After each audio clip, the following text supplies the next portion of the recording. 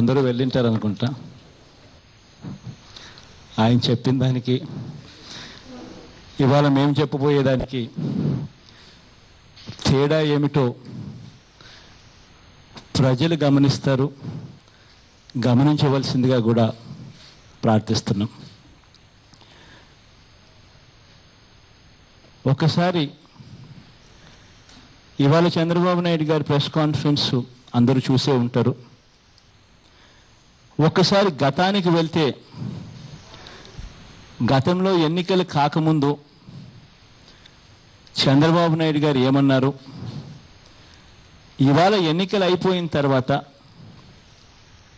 ప్రజలతో ఇంకా మళ్ళీ 5 ఏళ్ల పాటు ప్రజలతో పని లేదు అని చెప్పి అనుకున్నప్పుడు చంద్రబాబు నాయుడు గారు ఎంత గొప్పగా ప్లేటు మార్చేయగలుగుతారు, ఎంత గొప్పగా తాను అబద్ధాలు ఆడగలుగుతారు అన్నది క్లుప్తంగా ఇంతకుముందు ఎన్నికలప్పుడు ఆయన ఏమన్నాడు, ప్రజలతో పని అయిపోయిన తర్వాత ఇప్పుడేమంటున్నాడు అన్నది క్లుప్తంగా చూపిస్తాను.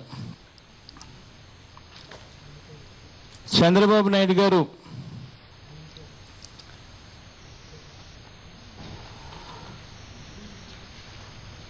మొట్టమొదటిగా రాష్ట్రాన్ని అడ్డగోలుగా విడగొట్టే దాంట్లో ప్రధానమైన పాత్ర తానే పోషించాడు.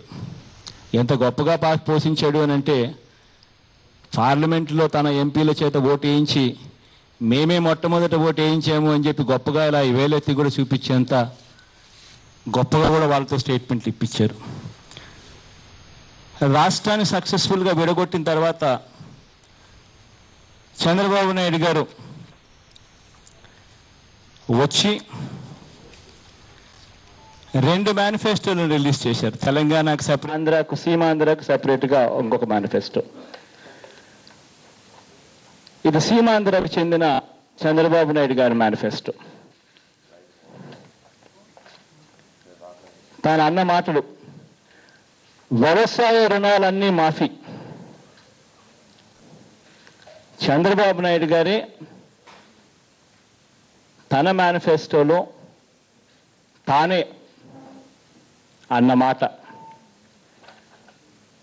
అదే రోజు తాను అయిపోయిన తర్వాత, మేనిఫెస్టో రిలీజ్ చేసిన తర్వాత, ఈనాడు దినపత్రిక, చంద్రబాబు నాయుడు గారి గజెట్ పేపర్, మరుసటి రోజు ఏం రాశారో తెలుసా?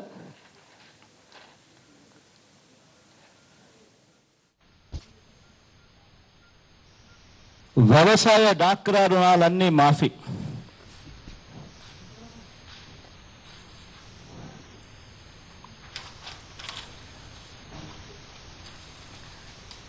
తర్వాత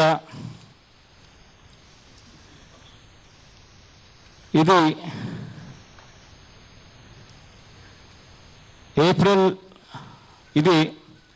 ఏప్రిల్ మాసంలో 11 ఏప్రిల్ నాడున చంద్రబాబు నాయుడు గారు ఎలక్షన్ కమిషన్కు రాసిన లేఖ. ఈ లేఖలో 2వ లైనే, waiver of farm loans, crop loans కాదు, ఫార్మ్ లోన్స్ అంటే వ్యవసాయ రుణాలే. తానంతటి తాను ఈ ఎలక్షన్ కమిషన్కు కూడా 11వ తేదీ రాసిన లెటర్లో అది రాస్తూనే, తర్వాత ఇంతకుముందు నేను చదివి వినిపించాను, నాకు అన్నీ తెలుసు, అన్నీ చూసిన తర్వాతనే నేను ఈ హామీలన్నీ పెడుతున్నాను అని చెప్పి ఎలక్షన్ కమిషన్కు రాసిన లేఖ.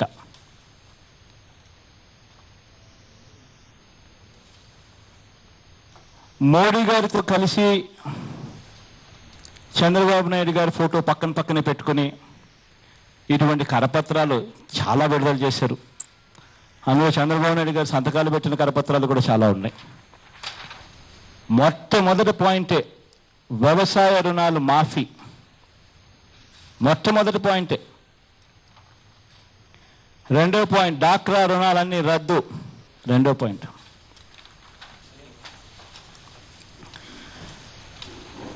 చంద్రబాబు నాయుడు గారు ప్రమాణ స్వీకారం చేసే రోజున మిగిలిన పేపర్లకు అడ్వర్టైజ్మెంట్లు ఏమిచ్చారో లేదో నాకైతే తెలియదు, కానీ గజెట్ పేపర్ ఈనాడుకు మాత్రం పెద్ద అడ్వర్టైజ్మెంట్ ఇచ్చాడు. ఇందులో మొట్టమొదటి పాయింట్ ఏం తెలుసా? వ్యవసాయ రుణాలన్నీ రద్దు.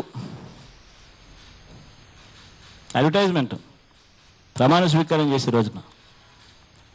రెండో పాయింట్ డాక్రా రుణాలు రద్దు. రెండో పాయింట్.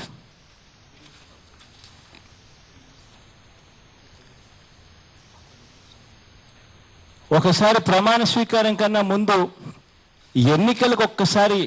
ఎన్నికల్లో చంద్రబాబు నాయుడు గారు ప్రజలతో పనున్నప్పుడు, తాను ఎన్నికల్లో ప్రచారం చేస్తూ ఉన్నప్పుడు, ఈ మేనిఫెస్టో రిలీజ్ చేసిన తర్వాత, ఎలక్షన్ కమిషన్కి లేఖలు రాసిన తర్వాత, గ్రామాలలో పెద్ద పెద్ద హోర్డింగులు పెట్టి, ఆ హోర్డింగులకు లైట్లు పెట్టి మరి ప్రతి ఒక్కరూ చూసేలా, ఆ పాయింట్లు హైలైట్ అయ్యేలా చెప్పే ఆ పరిస్థితి చేసినప్పటి నుంచి టీవీ ఆన్ చేస్తే చాలు మనకు కనపడే అడ్వర్టైజ్మెంట్ల దగ్గర నుంచి డోర్ టు డోర్ ప్రచారంలో చంద్రబాబు నాయుడు గారు, ఆయన నాయకులు వాళ్ళంతా, కార్యకర్తలంతా వెళ్ళి చెప్పిన మాటల దగ్గర నుంచి, ఒకసారి చంద్రబాబు నాయుడు గారు పబ్లిక్ మీటింగ్లలో వెళ్ళినప్పుడు ఏమన్నాడు కూడా ఒక్కసారి టీవీ ఆన్ చేసి ఒక్కసారి చూద్దామా, కొంచెం ఎంటర్టైనింగ్గానే ఉంటుంది. ఆయన ఏమన్నాడు అన్నది కొంచెం పెట్టమా, మైక్ కూడా పెట్టాలేమో అక్కడేమన్నా.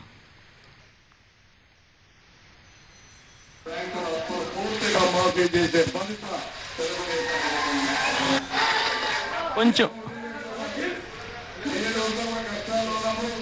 తప్పకుండా మాఫీ చేస్తామని చెప్పడమే కాదు, తొలి సంతకం మాఫీ పైన పెడతామని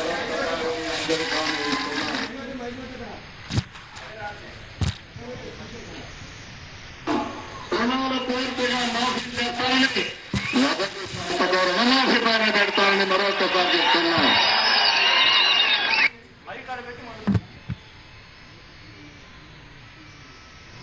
అదే కాదు, రైతు రుణాలు పూర్తిగా మాఫీ చేసే బాధ్యత తెలుగుదేశం పార్టీ తీసుకుని మొదటి సంతకం రైతు రుణమాఫీ పైనే పెడతామని చెప్పి కూడా నేను మీ అందరికీ హామీ ఇస్తున్నాను.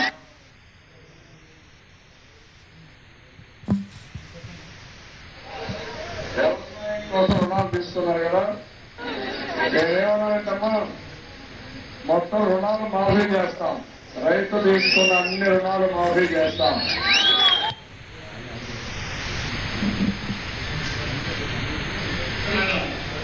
నిర్ణయాలతో మీ దగ్గరికి వచ్చాను.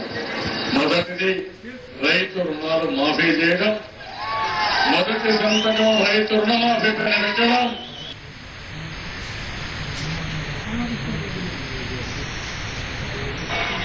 అందుకనే ఒక మాట చెప్పాను, రైతులు తీసుకున్న రుణాల్ని, అన్ని బ్యాంకుల్లో రైతులు తీసుకున్న రుణాల్ని పూర్తిగా మాఫీ చేస్తామని రైతులకు హామీ ఇచ్చాం.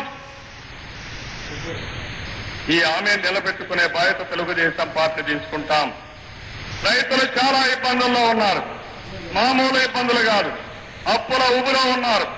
మళ్లీ రైతులకి ఆ అప్పుల నుంచి బయట తీసుకొచ్చి వ్యవసాయంలో మళ్లీ నిలదొక్కునే విధంగా చేయవలసిన బాధ్యత మనందరి పైన ఉంది. అందుకే నేను నిర్ణయం చేశాను.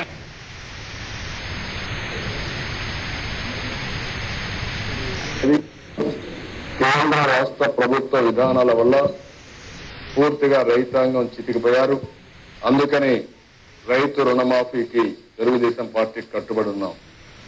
మళ్లీ రైతులకి ఒక నమ్మకం, ఒక ఆత్మస్థైర్యం, ఆత్మవిశ్వాసం కలిగించాలంటే, మళ్లీ రైతు నిలబడాలంటే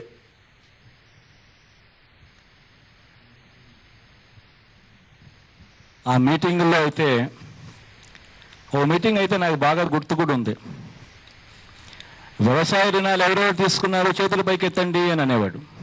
ఇలా చేతులు పైకేసి, నేను వచ్చేస్తున్నాను, అన్ని మాఫీ చేసేస్తున్నాను అనేవాడు. ఎన్నికలకు ముందు చంద్రబాబు నాయుడు గారు ప్రజలతో అవసరం ఉన్నప్పుడు అన్న మాటలు. ఇది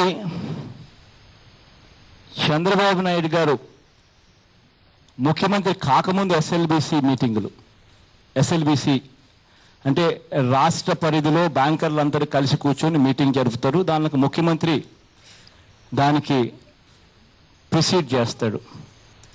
ఇది మామూలుగా ఆల్మోస్ట్ ఎవ్రీ క్వార్టర్ దాదాపుగా ఇటువంటి మీటింగులు జరుగుతాయి. చంద్రబాబు నాయుడు గారి కన్నా ముందు ముఖ్యమంత్రులు అందరూ ఉన్నప్పుడు కూడా ఇటువంటి ఎస్ఎల్బిసి మీటింగ్లు జరుగుతూ ఉంటాయి. ఈ మీటింగులలో ఎన్ని అప్పులు ఉన్నాయి, ఎంతమంది ఉన్నారు, ఏ ఏ జిల్లాలలో ఎస్ఎల్బిసి మీటింగులు చెప్తారు. ఇది చంద్రబాబు నాయుడు గారు ముఖ్యమంత్రి కాకముందు అవి, ముఖ్యమంత్రి అయిన తర్వాత చంద్రబాబు నాయుడు గారు ఎస్ఎల్బిసి మీటింగ్లో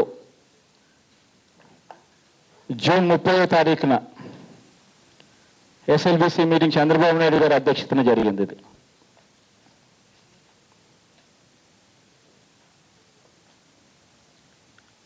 ఆరో పేజీ. మొత్తం వ్యవసాయ రుణాలు 87,612 కోట్ల రూపాయలు. ఇది 31 మార్చ్ 2014 నాటికి. Agricultural advances 87,612 crores. ఇది విడిపోయిన రీఆర్గనైజ్డ్ ఆంధ్రప్రదేశ్కు. కిందనే డాక్రా అక్క చెల్లెమ్మలకు కూడా విడిపోయిన ఆంధ్ర రాష్ట్రంలో 31/3/2014 సంవత్సరానికి 14,204 కోట్లు ఉన్నట్టుగా చెప్తా ఉన్న డాక్యుమెంట్లు. చంద్రబాబు నాయుడు గారికి అప్పులు ఎంతున్నాయో తెలుసు. చంద్రబాబు నాయుడు గారికి ఎన్ని అకౌంట్లు ఉన్నాయో తెలుసు. ఆయన చేసిన వాగ్దానాలు ఏమిటో ఆయనకు తెలుసు. అన్నీ తెలిసినా కూడా ఇవాళ ప్లేటు మార్చారు. నేనెప్పుడు అన్నాను వ్యవసాయ రుణాలని, నేను పంట రుణాలు అన్నానని చెప్పి వెంటనే ప్లేటు మార్చేశాడు. డాక్రాక చెల్లెమ్మల రుణాల మాఫీకి సంబంధించి అడిగితే, రుణాల మాఫియా మీరు పొద్దున అదే అడిగినట్టున్నారు. డాక్రా రుణాల మాఫీకి సంబంధించి విలేకరులు అదే తర్వాత మాట్లాడదాం దాని గురించి. రుణాల మాఫీ నేను చేయడం లేదు, 10,000 రూపాయలు మాత్రం ఇస్తా ఉన్నా అని మళ్ళీ ప్లేటు మారుస్తా ఉన్నాడు. ఎన్నికలకు ముందు ఓట్ల కోసం చంద్రబాబు నాయుడు గారు ఇంటింటికి ఉద్యోగం, బాబు వస్తాడు, జాబ్ వస్తుంది, పేపర్ ఉందా,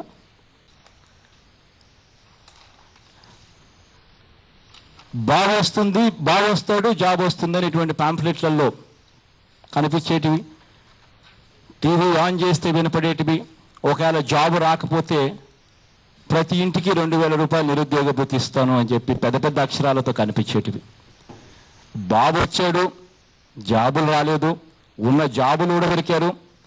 2,000 రూపాయల గురించి నిరుద్యోగ భృతి ప్రతి ఇంటికి ఎప్పటి నుంచి ఇస్తావయ్యా, రాష్ట్రంలో 1,75,00,000 ఇండ్లు పైచిలుకున్నాయి, ఎప్పటి నుంచి ఇస్తారు అని చెప్పి అడిగితే, ఎప్పటి నుంచి ఇస్తారు అని అడిగితే దాని గురించి మాత్రం మాట్లాడు. జాబు కావాలంటే బాబు రావాలి, కాంక్షిస్తున్న తమ్ములు చెల్లెమ్మలు కళలు సాకారం చేయడానికి ఇంటికి ఒక ఉద్యోగం, ఉపాధి దొరికే వరకు 2,000 రూపాయల నిరుద్యోగ భృతి కల్పిస్తాం ప్రతి ఇంటికి. ఇలా ప్రతి విషయంలోనూ ఎన్నికలకు ముందు ఒక మాట, ఎన్నికలు అయిపోయిన తర్వాత, ప్రజలతో పని అయిపోయిన తర్వాత మళ్ళీ యూటర్న్, మళ్ళీ మోసం చేసే ధోరణి. ఇవాళ కూడా మొత్తంగా 22 లక్షల అకౌంట్లని చెప్పి చేరుస్తున్నాడు. దాదాపుగా 1 కోటి పైచిలుకు అకౌంట్లను, 87,000 కోట్ల రూపాయల వ్యవసాయ రుణాలను చంద్రబాబు నాయుడు గారు 22 లక్షల అకౌంట్లకు తీసుకొచ్చేశారు. మొన్నటిదాకా ఆయన మాటలు వింటే 5,000 కోట్ల రూపాయలు బడ్జెట్లో ప్రవేశపెట్టాడు. ఆ బడ్జెట్లో పెట్టిన 5,000 కోట్ల రూపాయలతోనే 20% అప్పులన్నీ కూడా మాఫీ అయిపోతాయని చెప్పడం కూడా జరుగుతూ ఉంది. 87,000 కోట్ల వ్యవసాయ రుణాలు, డాక్రా అక్క చెల్లెమ్మల రుణాలు 14,000, రెండు కలిపితే 1,01 కోటి. 1,00,000 కోట్ల మీద చంద్రబాబు నాయుడు గారు మాటలు నమ్మి కట్టద్దని ఆయన అన్నాడు కాబట్టి కట్టకుండా ఉన్నందుకు అపరాధ వడ్డీ కింద 14% వడ్డీ బ్యాంకులు ముక్కుపిండి వసూలు చేస్తూ ఉన్నారు. ఒక్క వడ్డీ భారమే 14,000 కోట్ల రూపాయలు అవుతే అసలు కథ దేవుడు ఎరుగు. ఒక్క వడ్డీ భారమే 14,000 కోట్ల రూపాయలు అవుతే చంద్రబాబు నాయుడు గారు 5,000 కోట్ల రూపాయలు మాత్రం ఇచ్చేసి 20% మాఫీ ఇది అనే లెవెల్లో మాట్లాడుతూ ఉన్నాడు. నిజంగా ఇది భావ్యమేనా అని అడుగుతా ఉన్నా. కోటికి పైసలకు అకౌంట్లు ఉంటే 22 లక్షల అకౌంట్లు మాత్రమే లెక్క తెలుస్తూ ఉన్నాడు. వస్తూనే ప్రమాణ స్వీకారం రోజు చేసే రోజున తొలి సంతకం మాఫీపై చేస్తానన్నాడు. తొలి సంతకం కాదు ఆయన చేసింది. ఆ రోజు ఆయన మాఫీపై కాదు సంతకం చేసింది, కోటయ్య కమిటీ వేస్తూ సంతకం చేశాడు. కమిటీ వేసిన వెంటనే ఆయన చేసింది ఏమిటి అని అంటే ఎలా కత్తిరించాలి అన్న దాని మీదనే అధ్యయనం జరిగింది. ఉద్యానవనం పంటలు లేవన్నాడు, ఆధార్ అన్నాడు, రేషన్ కార్డు అన్నాడు, ఫ్యామిలీకి ఒక్కటే అన్నాడు, స్కేల్ ఆఫ్ ఫైనాన్స్ అన్నాడు, ఒక్క బ్యాంకు మాత్రమే అన్నాడు. ఇలా రకరకాల ఆంక్షలు పెడుతూ పోయాడు. పోయి చివరికి ఈరోజు ప్రెస్ కాన్ఫరెన్స్లో అంతా చెప్పాడు. కోటికి పైచిలుకున్న అకౌంట్లను 22 లక్షలకు తగ్గించేశాడు. ఆ తగ్గించిందానా తగ్గించాడు. కానీ ఆశ్చర్యం ఏమిటంటే ఇంత అమౌంట్ మాఫీ చేస్తాను అన్న మాట మాత్రం ఆయన నోట్లో నుంచి రాలేదు. అది మళ్ళీ సస్పెన్స్.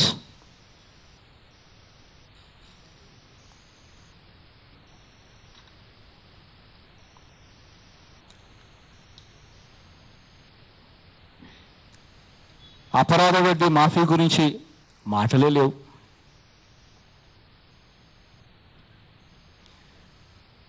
ఒకవైపున చూస్తే 2012-13కు సంబంధించిన ఖరీఫ్కు సంబంధించిన క్రాప్ ఇన్సూరెన్స్ 68 కోట్లు వస్తే బ్యాంకులు దాన్ని కట్ చేసుకుని వాళ్ళ దానికి జమ చేసుకున్నారు.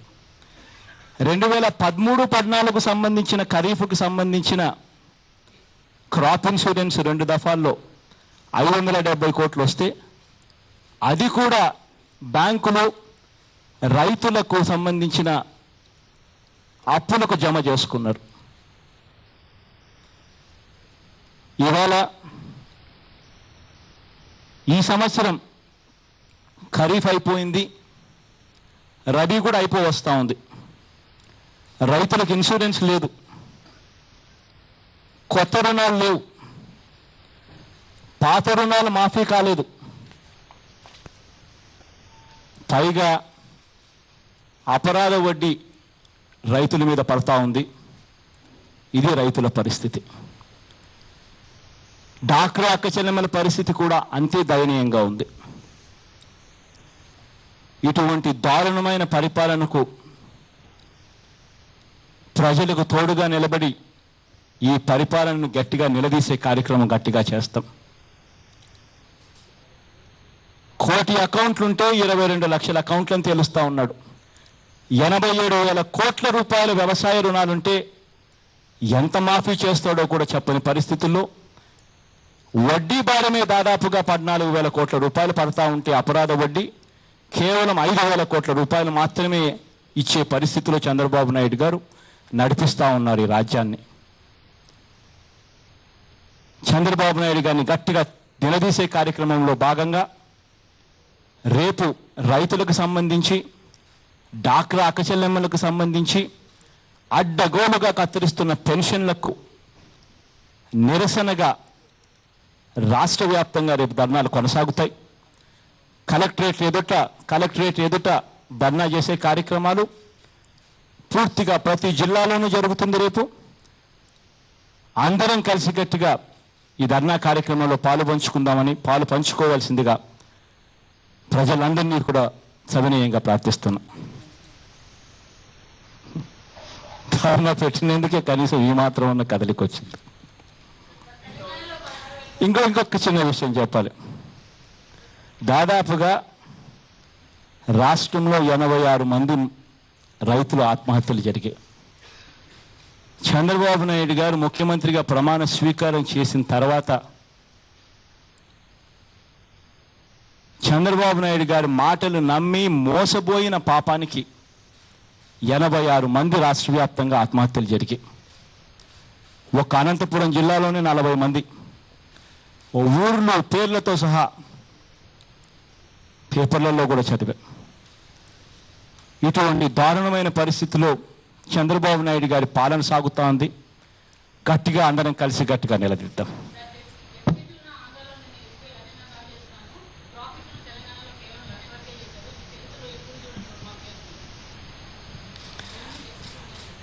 రెవెన్యూ డెఫిసిట్ ఉంది అనే సంగతి ఆయనకు ఆ రోజు తెలియదా?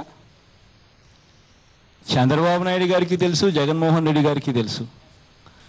నాకు తెలిసినంత వరకు రమాదేవమ్మ దగ్గర నుంచి విలేకరులందరికీ కాస్తో కూస్తో లౌక్యం ఉన్న వాళ్ళందరికీ కూడా తెలుసు. అందరికీ తెలిసిన తర్వాతనే వాళ్ళ మేనిఫెస్టోలో వాళ్ళు పెట్టడం జరిగింది. వాళ్ళ మేనిఫెస్టోలో ఆధారంగా ప్రజల్లోకి వెళ్ళడం జరిగింది. ప్రజల్లోకి వెళ్ళి ఓట్లు అడగడం జరిగింది. ప్రజలను మోసం చేసి ఈ రకంగా ముఖ్యమంత్రి అయ్యి ఈ రకంగా పరిపాలన చేసే వాళ్ళను ప్రజలందరూ కూడా అడుగుతూ ఉన్నారు, 420 కేసు పెట్టాలన్నా 840 కేసు పెట్టాలా అని.